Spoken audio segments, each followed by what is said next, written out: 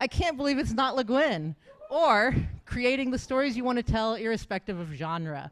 And I think this actually gives you a pretty good idea of what I'm going to talk about. Oh, thank you so much.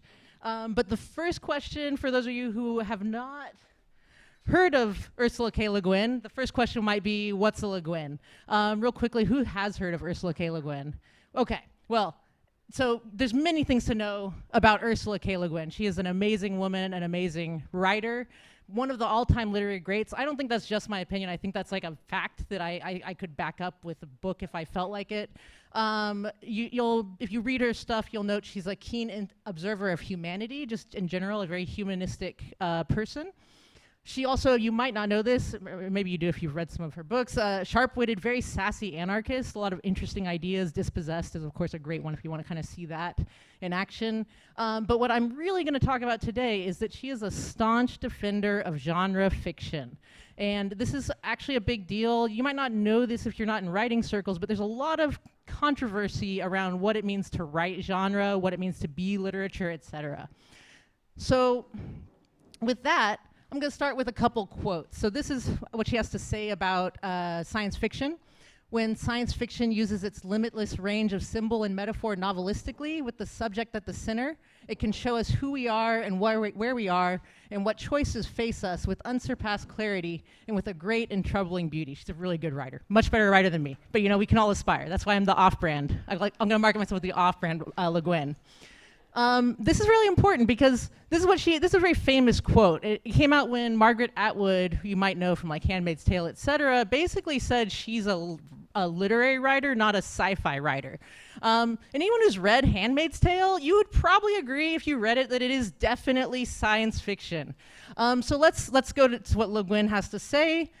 This arbitrarily restrictive definition, not science fiction, seems designed to protect her, Margaret Atwood's, novels from being relegated to a genre still shunned by hidebound readers, reviewers, and prize awarders. She doesn't want the literary bigots to shove her in the literary ghetto. Again, sassy, sharp-witted anarchist. So that's just like how she talks. And I think this is really important because this is where this is the space I'm interested in. I'm very interested in literary space. I grew up reading the classics, and I also really just like genre science fiction. So let me talk a bit about myself. Like, why am I talking about Le Guin before myself? Le Guin's cooler than me. That's just how it is. It's fine. I'm not even upset about it. What do? I'm actually a computer science professor at UT Austin. So that's just my job, but I'm pretty good at it and I enjoy my job, but I'm not gonna really talk about it, but just that's sort of who I am. I teach game programming and computer graphics.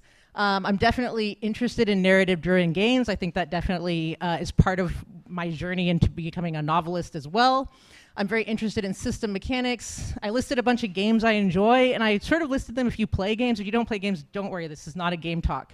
But I tried to list games where I think they have really fascinating narratives, but are not in the narrative genre space. Phoenix Wright probably is. I don't think most people think of Elden Ring or Metal Gear Solid as narrative games, but they're absolutely narrative games. Team Ico, one of my favorites, is a puzzle game, but great narrative. But again, we're not actually going to talk about narrative design. That would be another talk, maybe some other time. But what I'm actually going to talk about is my online persona, my writer persona. GM Gray stands for Gunmetal Gray, because I like Metal Gear Solid. I really like Metal Gear Solid. And I'm going to define myself as a writer, artist, and weeb. Who's familiar with the term weeb? I teach, so I'm used to like asking students, what do you know what I'm talking about? Weeb refers to loving anime culture to an uncomfortable degree. And I think this is going to be very important in my talk about genre and the classics. I am currently writing, illustrating, and self-publishing science fiction light novels. And again, I actually genuinely love the classics. Like Moby Dick is, in my opinion, one of the best novels ever written. Catch-22 was one of the ones I grew up reading. I'm looking at this list and I'm like, should I have been reading these as a child? I don't know. Brothers Karamazov, I'm a huge fan of Russian literature. In fact, my major was in fact Russian in undergrad. Left Hand of Darkness by Ursula K. Le Guin, of course. And then I list off some anime manga. These are honestly classic anime manga, so like this is a very classy list. I like way trashier things too, but Galaxy Express 999, Unico, I grew up on those. Pluto, Go watch it on Netflix. I haven't yet, but the manga's so good. And Dorohedoro, anime's not as good as the manga. Check it out. That's who I am, and that's who I'm going to be talking from in today. So let's get into it. Let's get into Triple Strike. This is a novel I'm currently writing. I'm really bad at pitching and I'm really bad at selling myself. So my short description is gay space pirate light novel, short novel with illustration. Yeah, I mean, I think it's a good description, all things said and done. Longer description is a human inspector is inadvertently kidnapped by Korean space pirates, romance, banter, and investigations ensue. But you know, as I said, this is a talk about literary genre overlap. This is what I actually think of my work, which is Triple Strike is a character-driven, queer-normative science fiction world featuring an ensemble cast. While it's not hard sci-fi, the world building and technology are a focus, and the setting, along with the romance and politics, explore an optimistic vision of the future. Imagine a space opera with fewer epic battles and a political drama governed by regulatory bodies rather than grimdark. I have no problem with grimdark. I'll just go ahead and say right now that Blind Sight is one of my favorite books ever written. Amazing. I don't write like that. I don't have that in me. But I think I wanted to write something that was a little bit different, because I definitely do write darkness, and I think, especially in today's age, it's sort of nice to sort of say, what if the future was good? What if humanity was gonna do okay? We're gonna be fine. But this is an interesting place to be, because, I mean, I don't actually write romance. I don't really write hard sci-fi. I'm not really literary. Who do I love? I think Terry Pratchett. I mentioned Le Guin, but I think Terry Pratchett is definitely a huge inspiration. He's very funny. He's very serious. He's very politically minded. The Strugatsky brothers are very just good writers, writing human experience in a very down-to-earth way. Le Guin, of course, really insightful. Also, I just like anime, right? I like Captain Harlock, Outlaw Star, many others. Sayuki would be on the list. I could have a whole list of anime that I feel like kind of influence this. Space Sweepers is a Korean movie, but it's anime, right? It's just with humans in it instead of cartoons. And then for those of you who are in the know, I really like boys love. So this is a genre, this boys love. It's just homoerotic or homosexual, if you want, literature. You might have seen Banana Fish on Netflix. It's one of the originals. Pet Shop of Horrors, not exactly, but it's in that genre. And then for anyone who's into Chinese danmei, any takers? Chinese BL? Well, Grandmaster of Demonic Cultivation, you might have seen it on Netflix as Untamed. Who's watched Untamed on Netflix? All right, check it out. It's good. It's obviously from China, so it's not blatant, right? It's actually illegal in China, homosexuality. So it's gonna be but it's weird because then it's produced by Chinese media. That's because it's so good, right? That just tells you how good it is. But the point is, this is all the things that I'm thinking about when I'm like, what do I wanna be? I wanna be all of these things, which is to say I have an existential crisis. I don't know how to market myself. I don't know what genre I should be in. And again, this is where Ursula K. Le Guin to the rescue as always. Her words of wisdom in all things. Literature is the extant body of written art. All novels belong to it. Every readable novel can give true pleasure. Every novel read by choice is read because it gives true pleasure.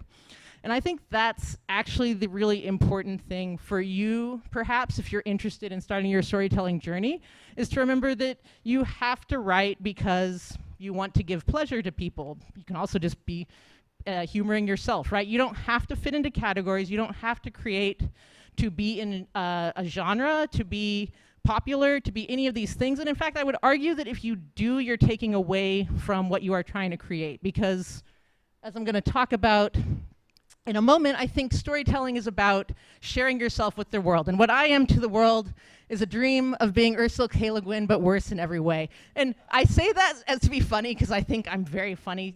Don't worry, you don't have to feel that I have low self-esteem. That is not a problem I have. I think I'm just really funny. But I think it's also not even insulting. Who likes Ursula K. Le Guin? If you were worse than Ursula K. Le Guin in every way, would that be an insult? No, that's a compliment. You're comparing yourself to the greats.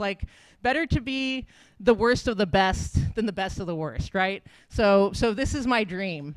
But what I'm gonna basically spend the rest of the time talking about is you writing a novel. Who does want to write a novel? Cool, we got at least a couple people. Y'all are nuts, just FYI. Everyone else here is way too sane. Y'all should want to write a novel. Y'all should want to do this, even though I'm going to be like, no, it's kind of a terrible idea. But yeah, I think that's what I want to share in terms of like storytelling. What does it mean to be a storyteller? What does it mean to write a novel? And of course, I'm an academic, so I'm like, I don't know. I'm not an expert, like, right? Better people than me can tell you how. I'll just start with a couple, of the greats. Ursula K. Le Guin really just said you should write. You write is her quote. This is absolutely correct. She is 100% correct, but I can imagine how advice is not super helpful when you're just trying to get started in the process. I also love Kurt Vonnegut. He has 8 actionable tips and tenets. I actually do. Has anyone read his 8 tips? I'm not going to go into them. They're great.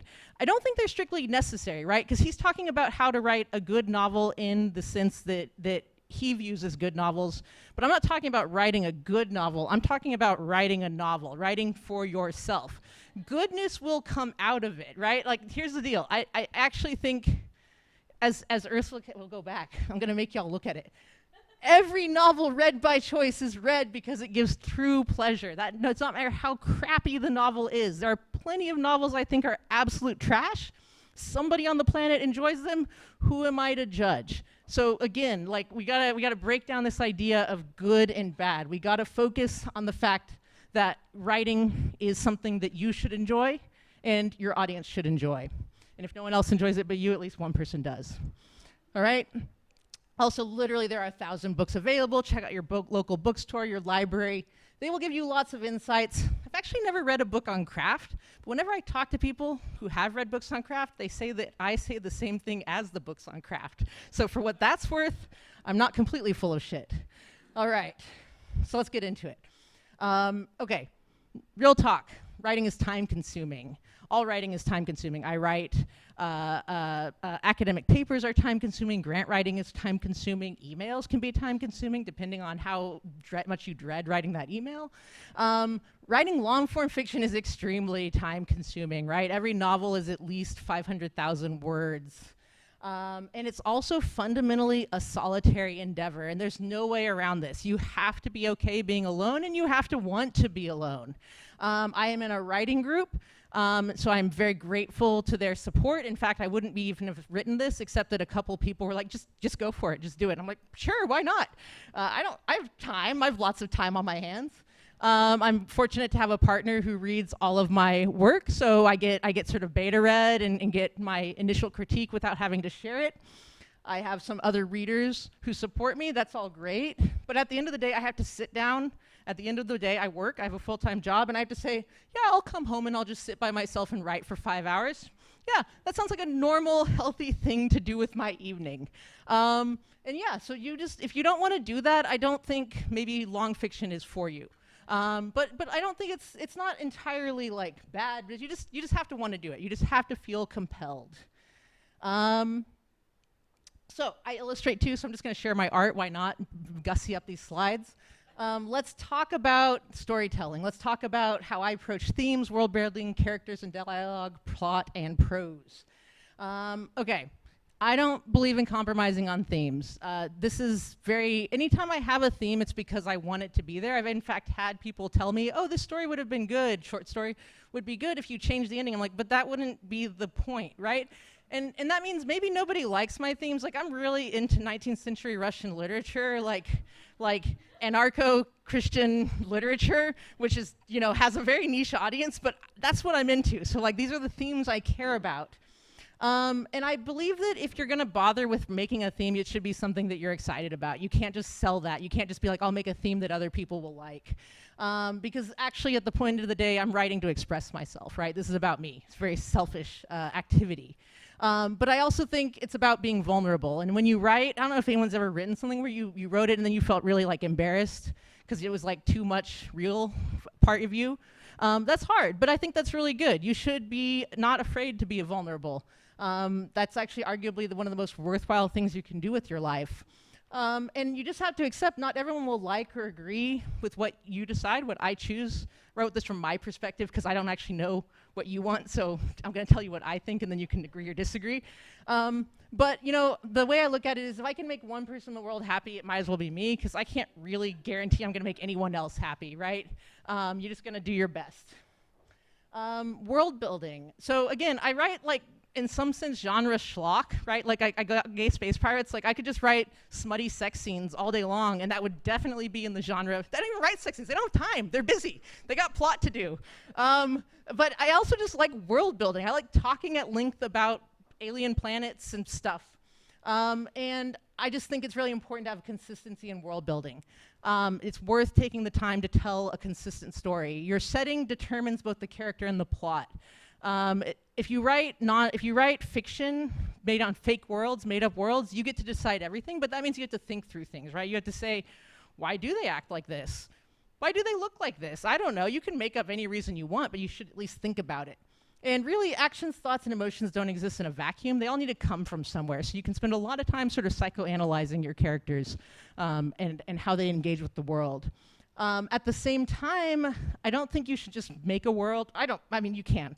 I don't make the world, then make the plot. I build them all in conjunction. You can make a choice about the world. If you like it, then you can change your characters to fit it. You can make a choice about the characters and then make a world to fit it. There's nothing stopping you. Just do it however you feel like doing it. And similarly, I actually love every character I write, even if they're a bad person. She's not a bad person, by the way. She's a very nice person. But I think people sometimes get lost in making like nice characters or characters, you know, that are, you know, people we want to be or support. And I think that's great. I definitely write characters I think are good, nice people. But I think it's also important to remember they're all made up. So it's like they can't hurt you. They might be an asshole in real life, but like you don't have to actually deal with them. You can close the book at the end of the day, right? So love every single character you write, no matter how horrible. I think that just gives me joy because then I enjoy seeing them. I'm not like angry that I have to write this character. I also think it's important to understand what every character thinks or feels, even if it never shows up in the story. Part of that is my partner will be like, what would this character do? I'm like, man, I haven't thought about that. And then I have to think about it. But I think it's actually nice, right? Because then you can know, okay, what would their reaction be even if it's off screen? And I just love writing dialogue, as you might even be able to figure out from this talk. I think dialogue's fun. I like having characters that are chatty, characters that banter.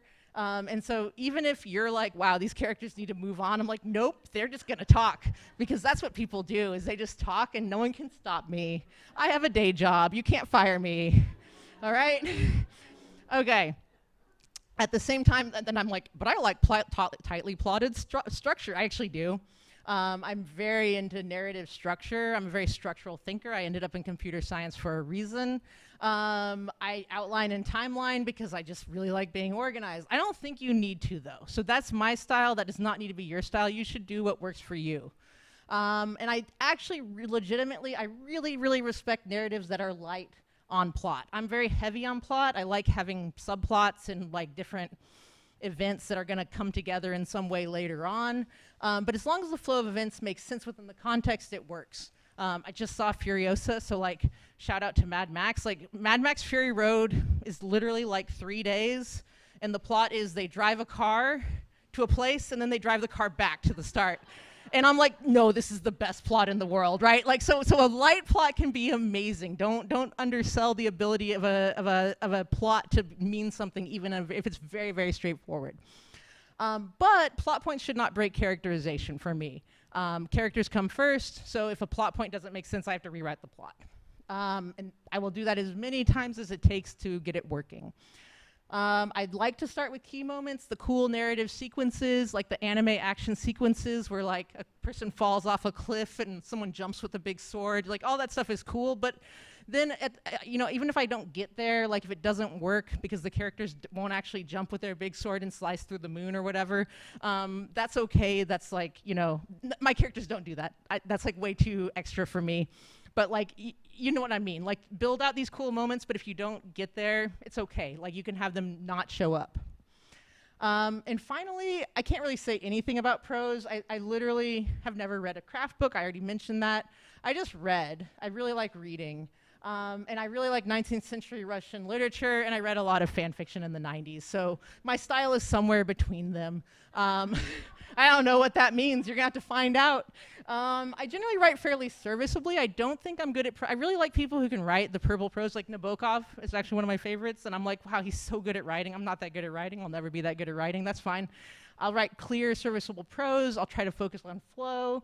But mostly prose should just be honest and heartfelt. Like, right, if the characters are having a moment, you know, I like writing witty banter, but if they're actually having a moment of vulnerability, of sadness, I think it's okay for you to write that, right? Don't feel like you have to hide that because people are gonna make fun of it. If someone makes fun of it, they're just kind of being an asshole, and who cares, right? Like, I mean, and that's true in anything, and not everyone has to agree, right? I guess that's the real point, is you're not gonna make everyone happy. And I could have a whole talk about cringe. I hate the concept of cringe. Cringe is just like, oh, you enjoy something and I don't, so I'm gonna be a dick about it, right? Like that is cringe. That's like actually the only thing that's cringe is being cringe, calling something is cringe. That's the only way to do it. Like, just let people have their fun.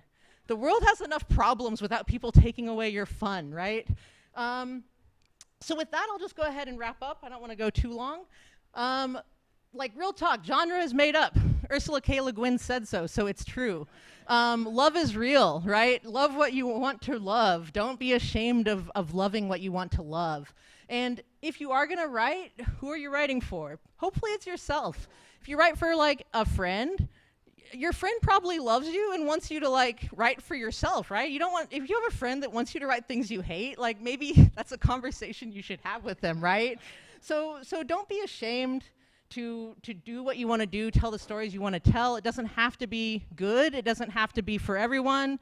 That is fine if you just want to write, you know, smutty romance that like half the world can't even read because it's just way too explicit. If that's what gives you joy, just do it, right? Don't be ashamed.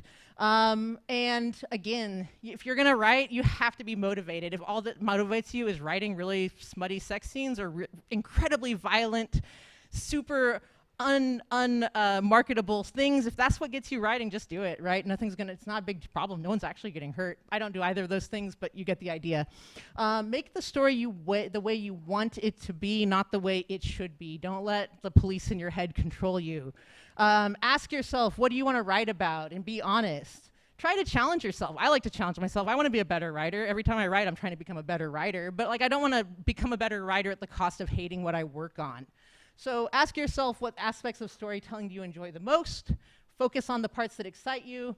Always have something to look forward to so you can stay motivated, and tell those awesome stories. At least one person in the world will like it, and I promise you, if you like it, at least, you know, let's just say 1,000 people in the world who, if they found it, would probably like it too.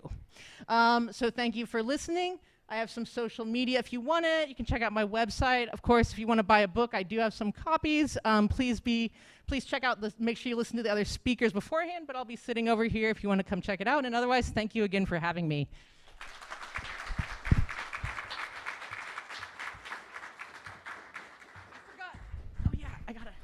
I can't just leave. You don't get to just leave. There's Q&A. So drop. Sarah, I was very surprised not to see on your list of influences Chuck Tingle. I don't write enough smut to put Chuck Tingle up there. Yeah, your stuff actually borders on classy. Yeah, I mean, I did put a line in, you know, love is real. That's definitely a shout out to Chuck Tingle for any tinglers out there. We have a question from the Twitch chat. Oh, and it's from Erin. So in addition to saying hi. Hey, Erin, wherever you are. She says, what is the most valuable feedback that you have received during your writing process? The valuable feedback is honestly when it doesn't work. So again, my partner will be sometimes like, yeah, this doesn't work. I don't like this characterization.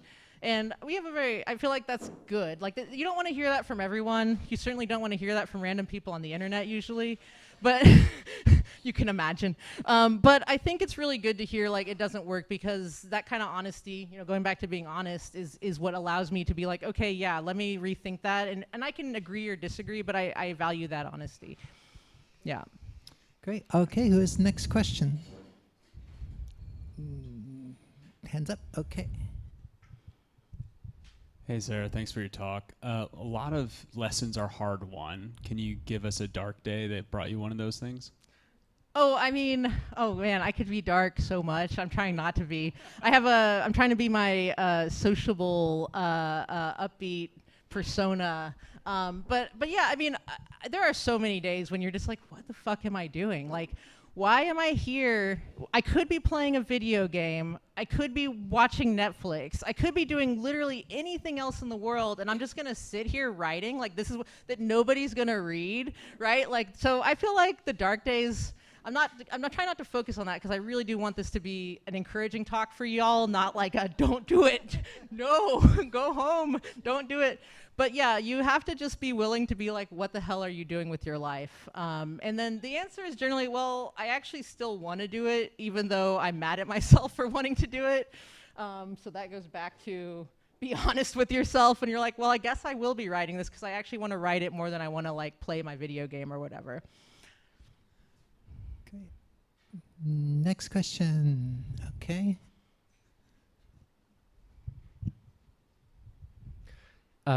So you talked a little bit about some non-traditional narratives, Ico and Metal Gear and other things like that. I'm curious, have you ever tried experimenting a little bit more with your writing other than just like novels or illustrations or anime, and how did that go if you did? Yeah, so I'm actually like right now in the middle, because I have too much free time. That is the problem I have with my life.